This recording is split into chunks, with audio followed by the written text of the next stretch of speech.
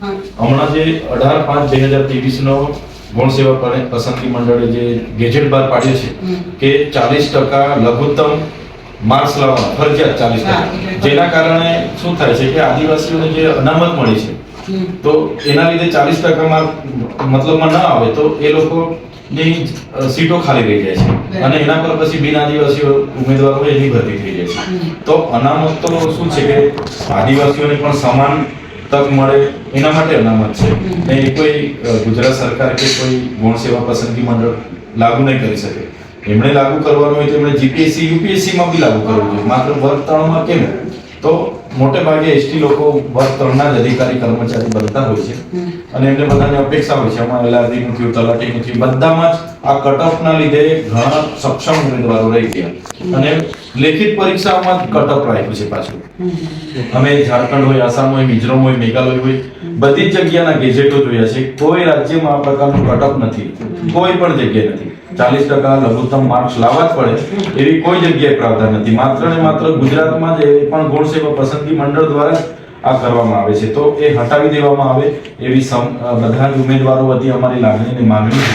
એટલે આપ શ્રી પણ સરકારમાં ધ્યાન દોરજો અને રજૂઆત કરજો કે ધારાસભ્ય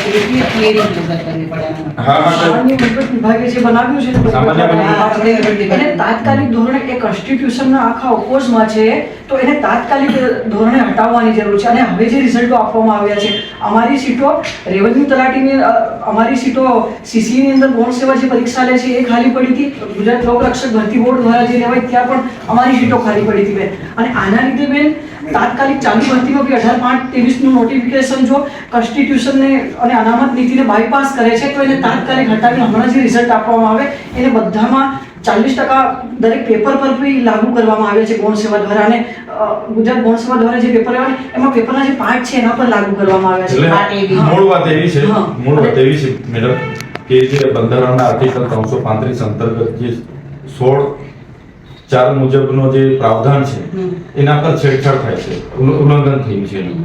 એમાં કોઈ એવી જગ્યાએ ફિક્સ નથી કે ભાઈ તમે 40% લઘુત્તમ માર્ક લાવો, 60-40 નો રેશિયો લાવો કે 40 લાવશો પછી તમને લાયકી ધોરણમાં અમે ગણીશું, એવી કોઈ જોગવાઈ નથી ને કોઈ રાજ્યમાં આવો કોઈ પ્રાવધાન નથી. માત્ર ગુજરાતમાં એ પણ વર્ગ 3 માટે લાગુ કર્યા છે.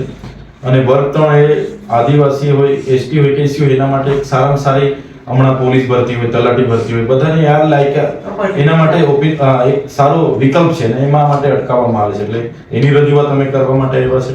જો આનો નિર્ણય દિન 15 માં નહીં આવશે તો 16 તારીખ